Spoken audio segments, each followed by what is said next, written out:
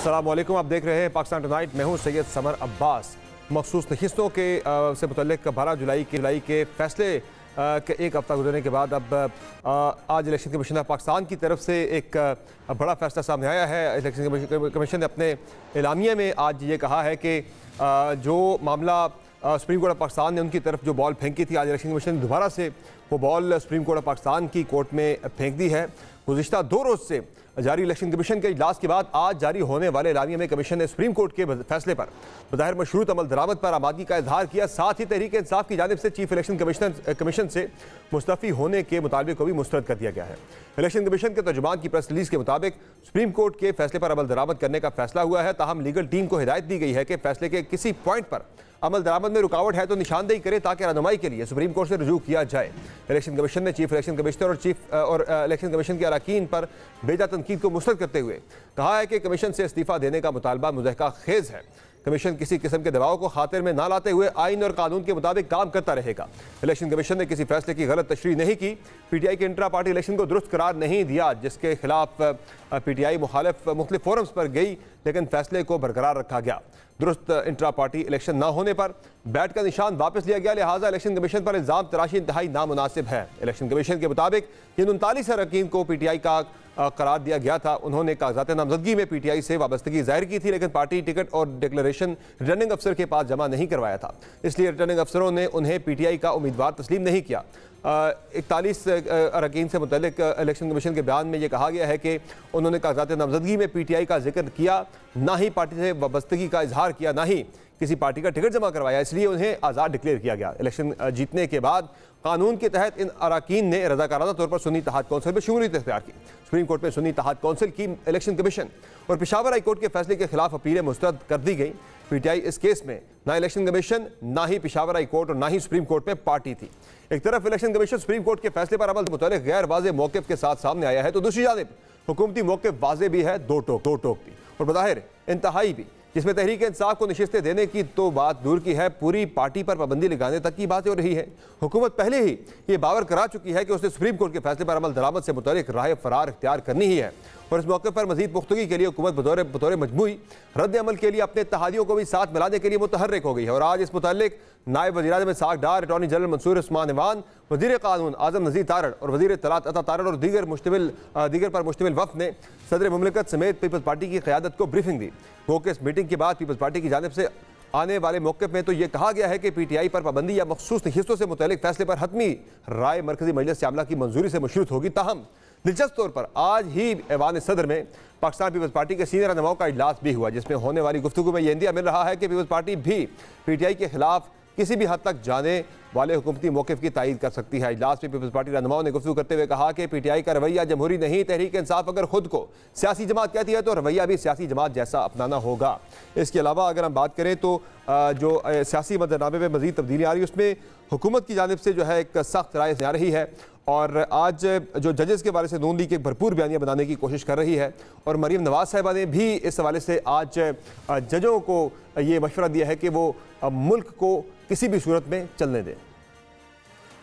एक हारे हुए शख्स को फेवर करने के लिए जो आज कौम का मुजरिम है, आप देखिए उसको लाने के लिए आइन को रीराइट कर रहे हैं। और अगर एक हुकूमत आ गई, मैं सुप्रीम कोर्ट के जजेस से ये अर्ज करना चाहती हूँ कि चलने दो इस मुल्क को। जिस शख्स को आप वापस लाना चाहते हो वो शख्स इस कौम का मुजरिम है। आपके लिए हम इतना आसान नहीं होने देंगे। ये हुकूमत 5 साल पूरे करेगी। किसी ने पॉलिटिकल इंस्टेबिलिटी लाने की कोशिश की तो उसके साथ आईनी हाथों से निपटा जाएगा।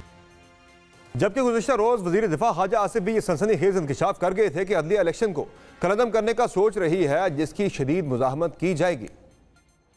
सरगोशियां ये भी हुई हैं कि अक्तूबर आ लेंदे हो, इन्होंने फिर इलेक्शन भी जिहड़ा हैगा साडे अगे लगी दी हैगी दरखास्त, असीं वो भी कर वो भी निबड़ लवांगे। सुप्रीम कोर्ट में इलेक्शंस के बारे में ऑडिट करने के हवाले से जो ऑडिट बाकी जो है कि जी नल एंड वाइड, लेकिन ये बात जो है गुलाम गर्दिशों में ये सरगोशियां हो रही हैं, इस बात का खदशा मौजूद है। जी बिल्कुल है, बिल्कुल रेजिस्ट करेंगे, बिल्कुल एब्सोल्युटली।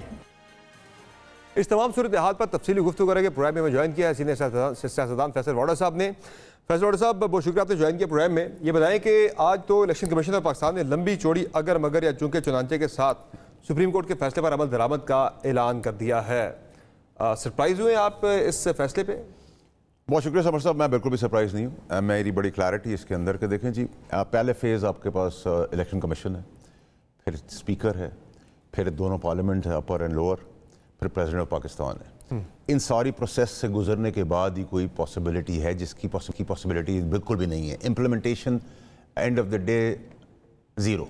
उसका रीज़न ये है कि जब आप आइन को अमेंड कर सकते हैं पार्लियामेंट, तशरीह कर सकती सुप्रीम कोर्ट, दो अमेंड और री राइट नहीं कर सकता सुप्रीम कोर्ट, ये पार्लियामेंट का काम है। तो पार्लियामेंट के ऊपर एक चीज़ लिखी हुई 3 दिन, आपने तशरीह कर दी सुप्रीम कोर्ट ने 15 दिन की, फिर आपने फ्लोर क्रॉस करने की इजाज़त दे दी। ठीक है, जो आइन और कानून के अंदर उसकी गुंजाइश नहीं, रिटन है, वो लिखा हुआ है, उसमें इफ एंड बट नहीं हो सकता। तो गवर्नमेंट उसके इफ एंड बट को पकड़ लेगी और नहीं इंप्लीमेंट करेगी, राइटली सो।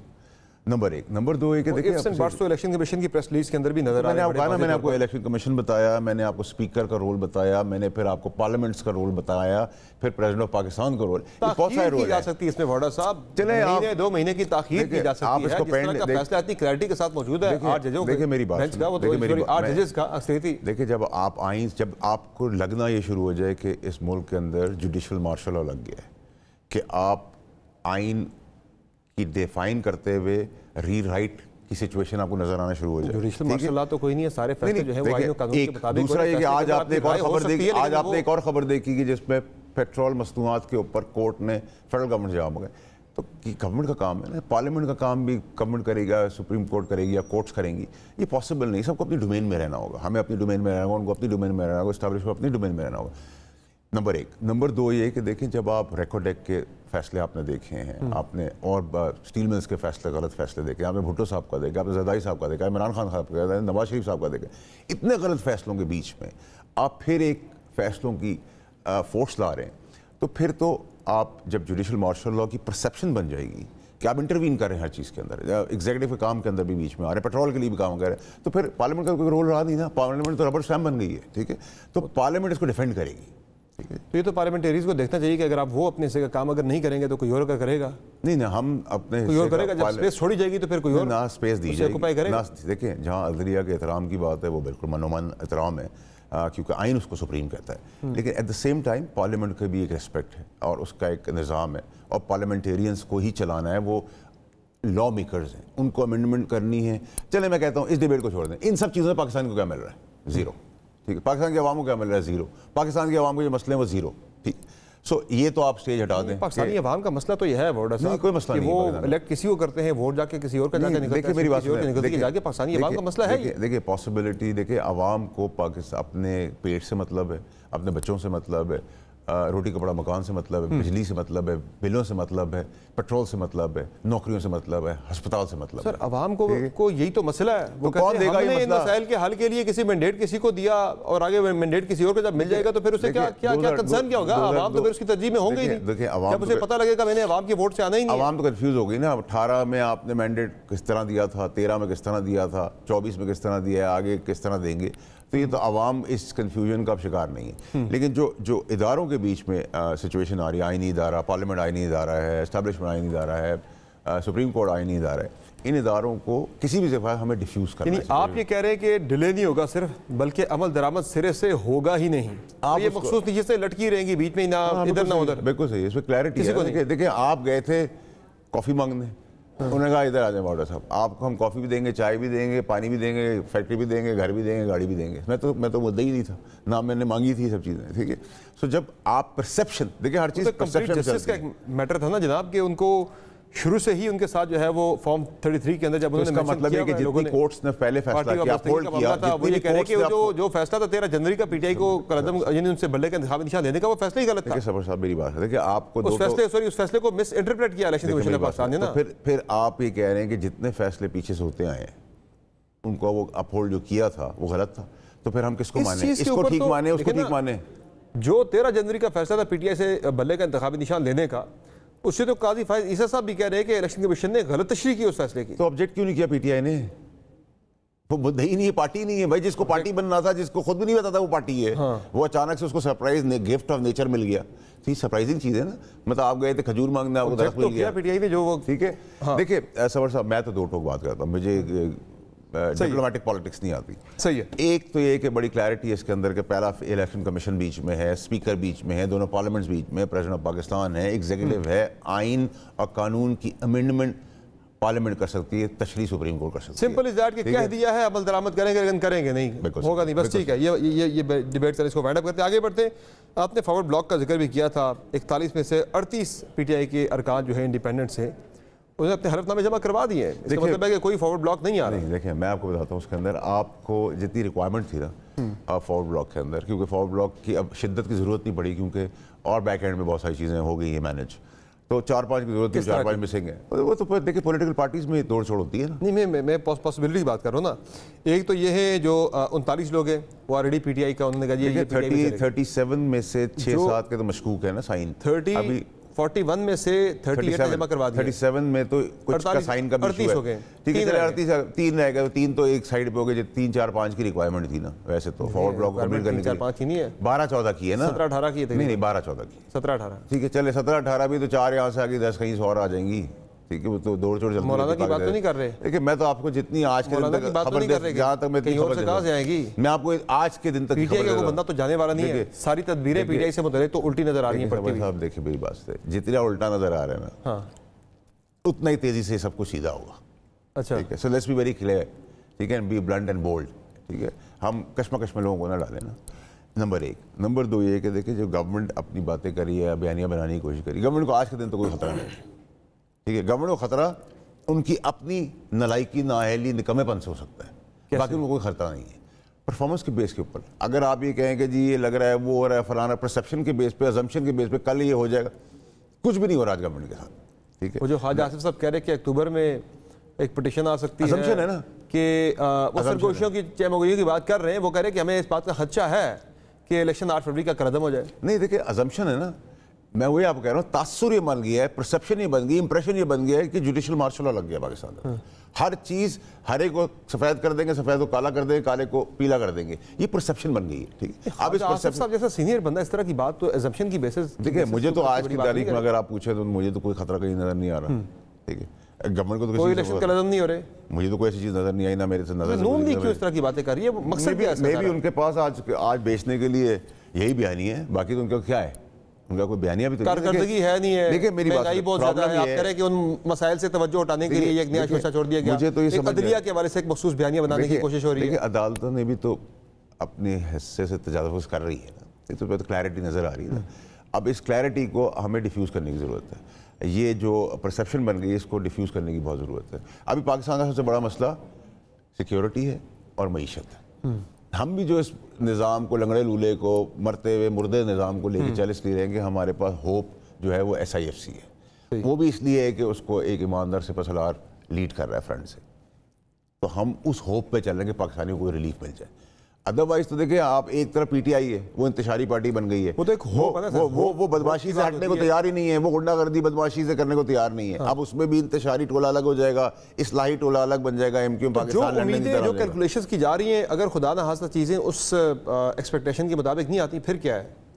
देखिए सर साहब, अभी तो देखिए जो पॉलिटिकल मौसम है ना, वो अगले 3 महीने बाद का है, जो वैसे तो सर्द होगा, वैसे गर्म होगा सियासत के तौर पे। So critical crucial is next 90 days. वो जो टेक्नोक्रेट्स की बात हो रही है, उसको ऐसी, हाँ, सब हवा में बात है, सब असम्पशन है, कुछ नहीं ऐसा, कोई ऐसी चीज़ अभी कहीं पे कोई ज़ेरे गौर नहीं है टेक्नोक्रेट्स वाला मामला, कोई ऐसी बात नहीं है, कोई ऐसी बात नहीं। अगर आप अपनी नलायकी, निकम्मेपन से, अपने धड़म तख्ते से, अपनी हरकतों से गिरने वाले हैं और आप एक बयानिया मासूमियत का बनाना चाहते हैं, वो मासूमियत पाकिस्तानी किसी भी पार्टी का खरीदने को तैयार नहीं है।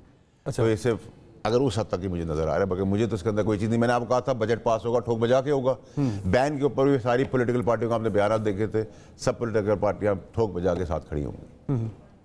मैं तो क्लियर था पहले दिन से। तो ये मुझे बताएं कि ये बैन वाला जो मामला है या खान साहब के खिलाफ आर्टिकल 6 का मामला है, ये भी लगता है कि एक मखसूस बयानिया के लिए ही किया जा रहा है, चूंकि ये अचीवेबल तो नजर नहीं आ रहा। देखिए इस मुल्क के अंदर फांसी के तख्ते पर चढ़े हुए आदमी को आप नोटिफाई कर देते हैं कि ये प्राइम मिनिस्टर है, और प्राइम मिनिस्टर को आप तख्ते बार पे चढ़ा देते हैं, तो मुल्क के अंदर ये मजाक तो चलता रहता है। तो अनप्रेडिक्टेबिलिटी तो इस मुल्क के अंदर है, रहेगी और रहती रहेगी। तो ये तो होने को ना होने वाली चीज़ हो जाती है, ना होने को होने वाली चीज़ नहीं होती, ठीक है। सो ये तो कन्फ्यूजन पाकिस्तान की जब से पैदाइश हुई है तब से चल रहा है। और ये निज़ाम की क्या है शेल्फ लाइफ, जो अभी हम करंट जो देख रहे हैं, रजीम देख रहे हैं, जो गवर्नमेंट हम देख रहे हैं, इसकी क्या शेल्फ लाइफ है, कितना टाइम इनको दिया गया कि इतने टाइम तक अगर आप डिलीवर करते हैं तो ठीक है, नहीं तो फिर देखिए किसी ने किसी को कुछ कहा तो नहीं है, लेकिन ये अपनी अंडरस्टैंडिंग की बात होती है, सोच की बात होती है। देखिए मैं आपको बता रहा हूँ ना, ये गवर्नमेंट सिर्फ गिर सकती है अपनी हरकतों की वजह से। बाकी इसके अभी तो आज के दिन अगर आप मुझसे पूछें तो गवर्नमेंट की अड़ोस पड़ोस में भी कोई प्रॉब्लम नहीं है, ठीक है। बट अगर वो अपनी निकम्मी नाअहल इनकॉम्पिटेंस को सोच रहे हैं कि हमसे प्रेजेंटेशंस ले रहे हैं, कोई प्रैक्टिकल काम तो करके दिखाने ना। देखें ऑडिटोरियम में शो करने से, डुगडुगी बजाने से तो मुल्क नहीं चलते ना, ठीक है। You have to perform practically, ठीक है। सो प्रैक्टिकल चीज़ तो कोई चीज़ नज़र आ नहीं रही है। कह रहे हैं पंजाब में तो हम बड़ा परफॉर्म कर रहे हैं, ठीक है। तो परफॉर्मेंस के अंदर फिर पंजाब के वोट बता देंगे आइंदा आने वाले। देखिए प्रॉब्लम ये है कि आपको वोट तो बेंचमार्क है ही नहीं। देखिए सबर साहब, मेरा इशू ये है कि देखिए आपके पास अकड़ किस चीज़ की है। हाँ, आप अभी प्रेसिडेंट जरदारी साहब गए हैं लाहौर, आप उन पार्टी की, पीपल्स पार्टी के मुरहन मिन्नत है आपका इक़्तिदार। आप अकड़ किस चीज़ की? आपकी अकड़ काबिलियत की है, आपकी अकड़ परफॉर्मेंस की है, आपकी अकड़ गवर्नेंस की है, आपकी अकड़ साफ सुथरी कैरेक्टर वाली है, आपकी अकड़ क्या इलेक्शंस के रिजल्ट्स के ऊपर है, आपकी अकड़ क्या वोटों के ऊपर है। आपकी अकड़ किस चीज़ के ऊपर है? अकड़ से काम नहीं चलता। पहले भी अकड़ से नुकसान हुआ। एग्जैक्टली वही चीज़ चल रही है जो पीटीआई के साथ। पीटीआई को भी गोल्डन अपॉर्चुनिटी मिली। अकड़ इस चीज़ की है कि उनका जो सियासी हरीफ है वो एक मसले में उलझा हुआ है, वो रियासती इदारों के साथ जो है ना वो फंसा हुआ है। तो नहीं, मैं आपको बताऊं, अच्छी बनी हुई उनके लिए। साहब देखिए मेरी बात सुनिए, वो अपने आप को ना देखिए पीटीआई को यही गोल्डन अपॉर्चुनिटी मिली थी। उसने फेलियर की तरफ गया, बदमाशी की तरफ चले गए, लड़ाई झगड़े की तरफ चले, आग जलाओ की तरफ चले गए, और आज भी जा रहे हैं। और ऐसे कुएं में जा रहे हैं जिससे वापसी नामुमकिन करते चले जा रहे हैं। कल के भी जो कसे गए फौज के खिलाफ, वो इंडोर्स कर दिया उसने कि 9 में की अब क्लैरिटी। और फौज जो है वो टेररिज्म के अंदर यूनिफॉर्म वे में चलती है। 1947 से हिंदुस्तान का इशू था, वो आज तक लेके चल रही है। 2002 से लेकर 2002 से ऐसे तो मखसूस किस्तों का मामला हो, इद्दत का केस, बाकी इद्दत का केस खैर वो था ही बड़ी ज्यादती थी, लेकिन वो एक के बाद एक फैसले देखिए वो तो एक शर्मनाक केस है। देखिए मैं आपको ये कह रहा हूँ, अगर एक साइड नजर आना शुरू हो जाएगी आपकी तरफ हो गई तो बाकी साइड दूसरी तो चलेगी ना। तो ये तसादुन से परहेज करना चाहिए, और गवर्नमेंट ये इंप्रेशन ना दे कि पीटीआई से फौज की लड़ाई है और फौज की ही अदलिया से लड़ाई है। ये इंप्रेशन गवर्नमेंट को नहीं बेचना चाहिए। गवर्नमेंट को बयान में देख रहा था कोई दो तरफ हुकूमत को नहीं खेलना चाहिए, वो किस तरफ खेल रही है? देखिए कि आप एक स्टेप आगे आते 2 स्टेप पीछे चले आते, फिर एक स्टेप आगे आते फिर 2 स्टेप पीछे। कभी आप मुज़ाकरात नहीं करें, कभी आप मुज़ाकरात करें, कभी आप बैन लगा रहे फिर आप बैन नहीं लगा रहे, कभी आप आर्टिकल 6 लगा रहे फिर आप कह रहे हैं हम लोगों से बात करेंगे। आप क्लैरिटी रखें। मैं आपको बता रहा हूँ ना, इस हुकूमत को गिराने के लिए ये हुकूमत खुद ही काफ़ी है, एज सिंपल एज दैट, ठीक है। और प्लस ये आपको बड़ा क्लियर होना चाहिए कि लोगों की जो पीडीएम की नापसंदगी है, नफरत है, वो पॉपुलैरिटी बन गई। उस पॉपुलैरिटी से भी अब लोग बेजार हो गए पीटीआई की, क्योंकि वो तशद्दुद की सियासत करे, कौम तशद्दुद के हक में नहीं है। लोगों को अपने मसले सर्वाइव करने, मैं समझता हूँ पाकिस्तान के लिए लोग ये आईनी इदारे काम करें बनिस्बत के अपने ईगोस की फाइट करें। वेरेज इन सारे इदारों में समेत मेरे इदारे के सब के अंदर ब्लैक शीप्स और ब्लैक स्पॉट वाले लोग। आपका कौन सा इदारा है? पार्लियामेंट। सही, सेनेट है पाकिस्तान। मुझे लगा किसी और की बात कर रहे हैं आप। चले, बहुत शुक्रिया फैसल वाडा साहब, आपने अपना कीमती वक्त आज के प्रोग्राम के अंदर। नाज़रीन, आपने तफसीली गुफ्तगू लिहाजा की। फैसल वाडा साहब ये करें, अगले 3 महीने बड़े इंपॉर्टेंट है, काफ़ी कुछ पाकिस्तानी सियासत के अंदर होता हुआ नजर आएगा। नून लीग इस वक्त सिर्फ अपनी इनकम्पिटेंसी की वजह से मार खा रही है, और यही उनके लिए एक वाहिद वजह बनेगी उनकी हुकूमत से जाने के, रुखसत होने की। बाकी नून लीग गवर्नमेंट को कहीं से कोई खतरा दूर दूर तक नज़र नहीं आ रहा। प्राइम में एक ब्रेक लेंगे, ब्रेक से वापस आएंगे, बात करेंगे नून लीग के सीनियर रहनुमा मियां जावेद लतीफ़ साहब से कि नून लीग के अंदर चल क्या रहा है। बातों की ब्रेक बाद हमारे साथ रहेगा।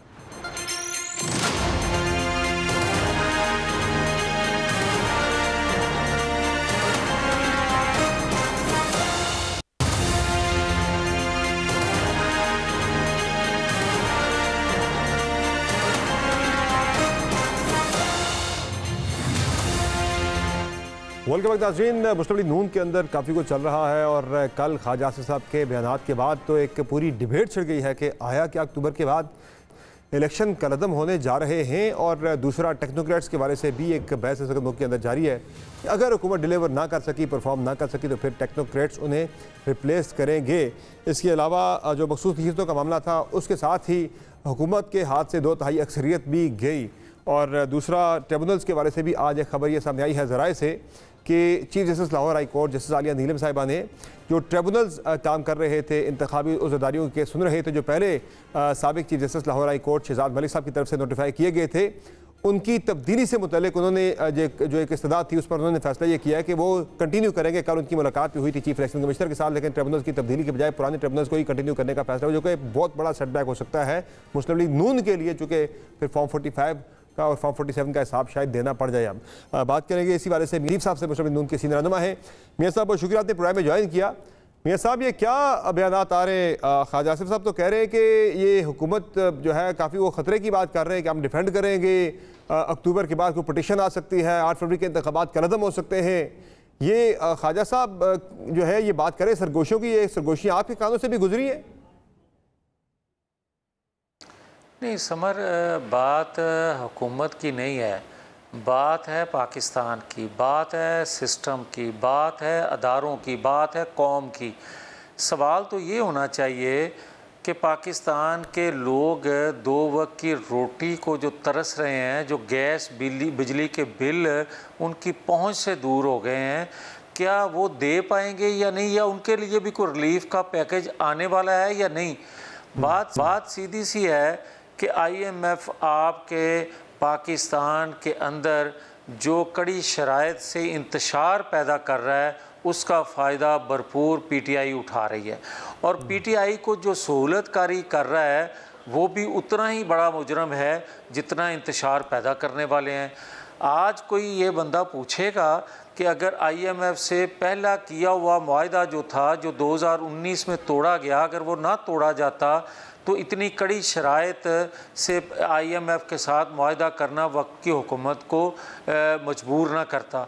और अगर इतना बड़ा फ़ैसला या इतना गैर मकबूल फ़ैसला या इतना माशी तौर पे कौम के ऊपर बोझ डालने वाला फ़ैसले जो IMF से किए जा रहे हैं, वो किस बना पे किए जा रहे हैं, ये मौजूदा हुकूमत से भी पूछा जाना चाहिए कि वो डिटेल से बताए, और 2019 में तोड़ने वालों से भी डिटेल से पूछा जाए ताकि कौम को कोई रिलीफ मिल सके। जो सवाल है आपका वो हकीकत है कि एक आइनी बहरान पैदा हो चुका है, और ये आइनी बहरान आज पैदा नहीं हुआ, ये आइनी बहरान 2017 से चला आ रहा है। कभी इसको आप कम देखते हैं हल्की आंच पे, और कभी आप देखते हैं कि ये सर उठा रहा है।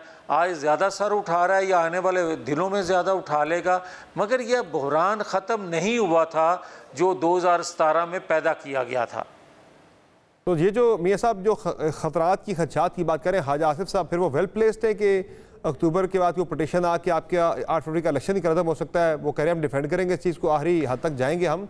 तो जब ज़ाहिर आपकी तवज्जो तो इन मसाइल की तरफ काफ़ी ज़्यादा है, हुकूमत के सर्वाइवल का मामला है, सर्वाइवल का मामला भी सिर्फ नहीं, उसके बाद फिर आपको पता है कि वही पुराने कोर्ट कचहरी केसेस, वो नैब के मामला वो सारे खुल जाएंगे।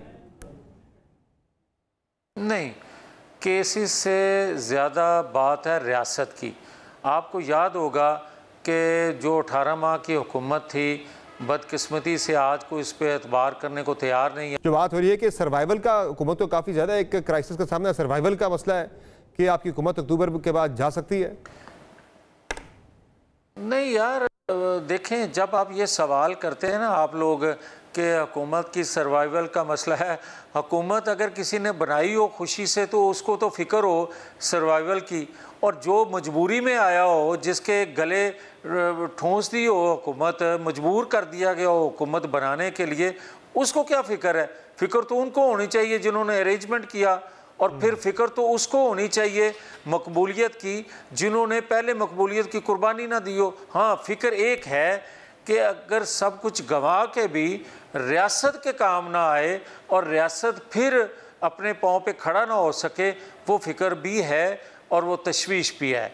वो इस तरह कि आप देखें 2017 से किए जाने वाले फ़ैसलों से रियासत को किस कदर नुकसान पहुँचा है, और आज भी उसी तरह की अगर आइन को रीराइट तशरीह करने वाले करना शुरू कर दें और आइन बनाने वाले जो हैं वो उसकी तशरीह करना शुरू कर दें बजाय उसको बनाने के, तो फिर आइनी बहरान तो एक पैदा भी होगा और सर भी। तो मियाँ साहब, इस बहरानी कैफियत में कल गालिबन आपका कोई इजलास भी होने जा रहा है, मियाँ साहब चेयर कर रहे हैं पार्टी का, क्या कोई आप मशवरा देंगे कि पंजाब में हुकूमत तो हमारी आपकी अक्सरियत है, आप कहेंगे हमारी अक्सरियत है, फिर सेंटर में जो कौमी असम्बली का वो दोबारा इलेक्शन में जाए। अब तो आप वैसे भी कहते हैं कि PTI का काम हो गया, पॉपुलैरिटी खत्म हो गई है, तो फिर आप आए इलेक्शन में दोबारा कोई ऐसा मशवरा देंगे पार्टी को? देखें, एक तो कल कोई इजलास अभी तक फाइनल नहीं हुआ, ना हो रहा है। जहाँ तक तल्लक है आपका ये कहना कि वफाक में जो है वो दोबारा से इलेक्शन हो जाए, हम इलेक्शन के लिए और कोई भी सियासी जमात हर वक्त तैयार रहती है, मगर बात समर ये है ना किसी पे पाबंदी लगाने से मसाइल का हल है और ना नए इलेक्शन में मसाइल का हल है, ना मौजूदा हुकूमत उन मसाइल को ड्रेस कर पाएगी जब तक आप लोगों की ज़हन साजी जो की गई है पिछले 10 सालों से वो हक़ाइक़ लोगों के सामने नहीं रखेंगे।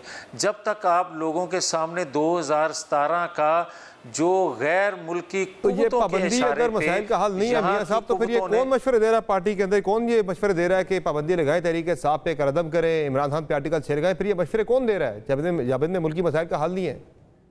आप मेरे जुमले का एक हिस्सा पकड़ लेते हैं और दूसरे को छोड़ देते हैं। मैंने उसी जुमले में कहा कि किसी जमात पे पाबंदी लगाना मसले का हल नहीं है, बल्कि लोगों के जहनों को सही दुरुस्त सिमत पे हक़ाइक़ बता के लेके जाना वक्त की ज़रूरत है। वो ये है कि 2017 में जो फ़ैसले दिए गए, दिलवाए गए, सिर्फ पाकिस्तान के अंदर से ये ख्वाहिश नहीं थी, गैर मुल्की वो क़ुव्वतें जो पाकिस्तान के अंदर CPEC मुकम्मल नहीं होने देना चाहती थी या चीन की इन्वेस्टमेंट कबूल नहीं कर रही थी या इस खित्ते में किसने रोके रखा आपको? 16 महीने की गवर्नमेंट आपकी गुजरी है, उसमें कर देते ये सारा कुछ। क्या उसमें हम ये बात करते नहीं रहे?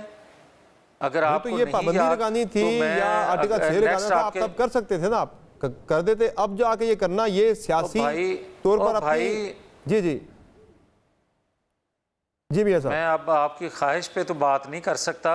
मैं आपको ये कह रहा हूँ कि देखें, अच्छा बात सुन लेना, फिर सवाल करते हैं तो अगले का जवाब लें। मैं आपसे ये गुजारिश कर रहा हूँ कि इस तरह नहीं होता।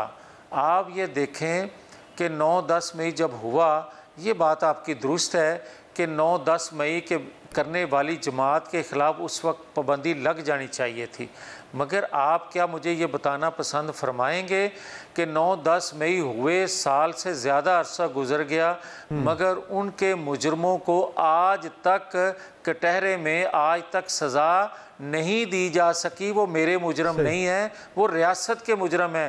रियासत जो है वो अपील कर रही है, वो दुआइयाँ दे रही है कि इंसाफ किया जाए, उसको इंसाफ नहीं मिल रहा, तो मुझे इंसाफ या समर को इंसाफ कहाँ से मिल जाएगा?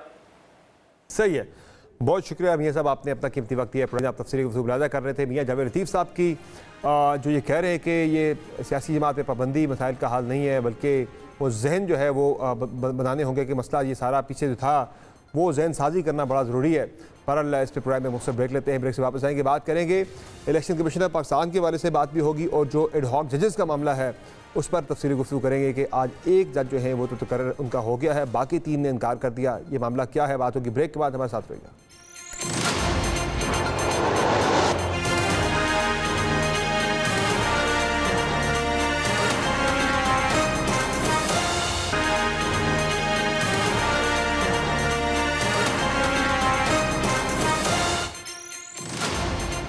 वेलकम नाज़रीन, आज सुप्रीम कोर्ट ऑफ पाकिस्तान ने एडहॉक जजेस के मामले में आज जस्टिस मज़हर आलम मियां खेल साहब का तकर्रर भी हो गया, लेकिन वो पहले माजरत कर चुके थे। इसके अलावा सरदार तारिक मसूद साहब की भी जुडिशल कमीशन ने मंजूरी दे दी है 8-1 से, लेकिन इससे पहले मकबूल बाकर साहब और मुशीर आलम साहब जो है वो पहले ही माजरत कर चुके थे। लेकिन ट्रिकी मामला जो है वो मज़हर आलम मियां खेल साहब का है कि जिन्होंने माजरत कर दी थी, फिर भी उनका तकर्रर 6-3 से हो गया। ये क्या मामला है, चलता क्या रहा जुडिशल कमीशन के इजलास के अंदर, और इलेक्शन कमीशन के आज के प्रेस रिलीज के वाले से भी बात करेंगे। हमारे साथ मौजूद है सीनियर कोर्ट जनाब हसनात मलिक साहब। हसनात मलिक साहब, क्या हुआ आज जुडिशल कमीशन के इजलास के अंदर? एक में 8-1 हुआ सरदार तारिक मसूद साहब वाले फैसले के ऊपर, और दूसरे पे 6 जजेस ने जो है, ये 6 मेंबर्स ने जो है जुडिशल कमीशन के तायीद की मज़हर आलम मियां खेल साहब की, जबकि 3 ने मुखालफत की। मुनीर अख्तर साहब मुखालफत करने वाले दोनों में शामिल थे। तो तारिक मसूद साहब तो चले आ जाएंगे, अब उनका तो कंफर्म हो गया है। मजहर आलम मियां खेल साहब का क्या मामला चल रहा है, वो आएंगे नहीं आएंगे, क्या बात हुई? वैसे ये बड़ा अनयूजुअल हुआ कि मजहर आलम मियां खेल साहब ने पहले कंसेंट दी, फिर आज बताया जा रहा है कि सुबह उन्होंने माजरत की और माजरत में कोई प्रेशर की बात की उन्होंने कि भाई ये सोशल मीडिया पे या जो भी, और दो जो मेम्बरान ने उन पे ऑब्जेक्शन किया जब वो ये है कि जब एक दफ़ा माजरत कर ली तो हम उनको क्यों दोबारा अप्रूव करें उनका और नाम? ये इसमें मुनीब अख्तर साहब थे नहीं, उनका एक टेक्निकल, जैसे मुनीब अख्तर का दोनों एडहॉक जजेस की अपॉइंटमेंट पे कुछ उनके लीगल जो है वो ऑब्जेक्शंस हैं, अच्छा, और उस पे है, उन्होंने किसी के कंडक्ट पे बात नहीं की। जो जैसे मंसूर अली शाह जो फ्यूचर के चीफ जस्टिस हैं और जैसे याही अफरीदी, उनका ये था कि जी अगर जो है वो इनकार कर रहे हैं और वो प्रेशर की बात कर रहे हैं तो फिर क्या उनको सुप्रीम कोर्ट का जज होना चाहिए, ये एक इम्पॉर्टेंट था। और ये बड़ा जिस तरीके से चीफ जस्टिस काजी फैसा और हुकूमती मेम्बरान दोनों और बार के मेंबर और फिर रिटायर्ड जज भी और जैसे अमीनुद्दीन खान मेजॉरिटी कि जी वो माजरत कर रहे हैं, तो इस चीज़ पे वोटिंग हो रही है कि दोबारा उनसे कंसल्ट की जाए। अब दोबारा कंसल्ट जो है वो क्या कंसल्टेशन किस किस्म की होगी, वो कितनी उसमें ट्रांसपेरेंसी होगी? बज़ाहिर ये लग रहा है कि नाम जब अप्रूव कर लिया जाए क्या उनको कन्विंस किया जाएगा? ये एक इसको मेरा ख्याल है कि जो है वो ऐसा जो इस पे ना जिस तरीके से उन्होंने माजरत की, अब उनको दोबारा लगाना तो फिर सवालात ये भी उठेंगे कि पहले वो प्रेशर में थे या अब जब दोबारा आए हैं तो प्रेशर में आए हैं। तो ये अब बड़ी है कि बेहतर होता कि जुडिशल कमीशन जो है वो अगर पोस्टपोन कर देता मीटिंग और एक मौका और या उनको पूछ लिया जाता या आज ही फोन करके पूछ लिया जाता नाम अप्रूव करके, और क्या उन्होंने मनाने की कोशिश होगी कि ये एक सवालात और खदशात हैं कि जी जब उन्होंने व्हाट्सएप पे बताया जा रहा है कि उन्होंने मैसेज किया कि जी मैं नहीं रिक्यूज़ कर रहा हूँ, तो उसी वक्त उनसे दोबारा पूछ लेना चाहिए कि जी आप 1 घंटा सोच लें, क्योंकि मीटिंग तो 2 घंटे से ज़्यादा रही। क्वाइट स्ट्रेंज कि भाई आपने फैसला कर लिया कि आना आपने है, लेकिन अब उन्होंने दोबारा इसमें आपको कुछ है खदशात होंगी कि क्या सही हो गया। अच्छा, ये इलेक्शन कमीशन की प्रेस रिलीज है जो आज की, उस पर जरा क्विकली बताएगा कि क्या लग रहा है, अमल दरामद होगा या नहीं होगा? वैसे उन्होंने ऐलान कर दिया करेंगे, ऑन फेस ऑफ इट करना था कि करेंगे, इनकार तो कर नहीं सकते थे, लेकिन नीचे जो चूंकि चुनांचे में वो काफ़ी लंबी तमीद बांध गए कि नहीं करेंगे, लग ही रहा है, या डिले करेंगे जितना कर सकते हैं। देखिए, इलेक्शन कमीशन और हुकूमत तो हम देख रहे हैं कि साल डेढ़ से एक पेज पे ही है और एक ही पॉलिसी रहती है। ये हमने नहीं देखा कि इलेक्शन कमीशन कोई डिफरेंट सोच रहा है और हुकूमत कोई डिफरेंट सोच रही है। और सुप्रीम कोर्ट में भी चीफ जस्टिस काजी फैसा की सोच भी आमांगी ही रही है इनके साथ। लेकिन ये जो मामला है, जो जिस तरह उन्होंने इलेक्शन कमीशन ने इस मामले को जो प्रेस रिलीज है उसमें ऐसा लग रहा है कि जो सवालात उन्होंने उठाए इससे ये है कि वो रिव्यू पिटीशन फाइल कर रहे हैं। अमल दरामद पे उनके पूरे फैसले को नेगेट किया नीचे। जी उन्होंने किया प्रेस रिलीज के अंदर। जी उनका ये था कि अमल दरामद हम करेंगे, एक फिक्रा लिखा था। देखिए, मेरा ख्याल है कि जो उस जजमेंट का जो मेन मकसद पीटीआई और जजेस अचीव करना चाह रहे थे वो ये था कि कॉन्स्टिट्यूशन अमेंडमेंट को रोका जाए, 2/3 की मेजॉरिटी ना बने। अब अगर आप उन रिजर्व सीटों को नोटिफाई करेंगे, किसी टाइम पे हो ही जाएंगे, डिले कर सकते हैं, क्या कॉन्स्टिट्यूशन अमेंडमेंट हो सकेगी या नहीं? अगर नहीं हो सकेगी तो फिर मेरा ख्याल है पीटीआई के लिए इससे ज़्यादा और हुकूमत के लिए परेशानी वही है। हुकूमत का ये मेरा ख्याल है कि जो सबसे बड़ा इस वक्त कंसर्न है, जो उनका प्लान था एक 2/3 मेजॉरिटी लेके कॉन्स्टिट्यूशन अमेंडमेंट करना, वो रुक गया। तो हाथ से वो अब इलेक्शन कमीशन कैसे उसके एक फाइनल चीज़ जो है क्विकली मैं आपसे इसका आंसर चाहूँगा, ये जो ट्रिब्यूनल्स का मामला है, लाहौर हाई कोर्ट ने जो आज ज़राए से खबर आई है जिस साल ये नीलम साहिबा ने कहा है कि वही पुराने कंटिन्यू करेंगे। जी देखिए, कितना बड़ा सेटबैक है गवर्नमेंट के लिए, नून लीग के लिए पर्टिकुलर। देखिए, ये ऐसा ही लग रहा था कि पहला टेस्ट था लाहौर हाई कोर्ट की चीफ जस्टिस के लिए कि वो उन पे कि जी क्या वो फैसला करेंगी, और बज़ाहिर उन्होंने बिल्कुल ठीक फैसला किया कि जी जो बताया जा रहा है कि जी उनके जो जजेस हैं वो कैसे कह सकते हैं कि इलेक्शन कमीशन के ऑब्जेक्शन पे उनको हटा दें। अब मामला सुप्रीम कोर्ट में ऑलरेडी पेंडिंग है, चीफ जस्टिस काजी फैसा की कोर्ट में है, अब देखते हैं वो क्या करते हैं। Thank you so much sir, बहुत शुक्रिया साहब, आपने ज्वाइन किया प्रोग्राम में। नाज़रीन, आपने तफसीली गुफ्तगू मुलाहिज़ा की, उस्ताद मलिक साहब की। आज की शो में इजाज़त दीजिए, अल्लाह हाफ़िज़।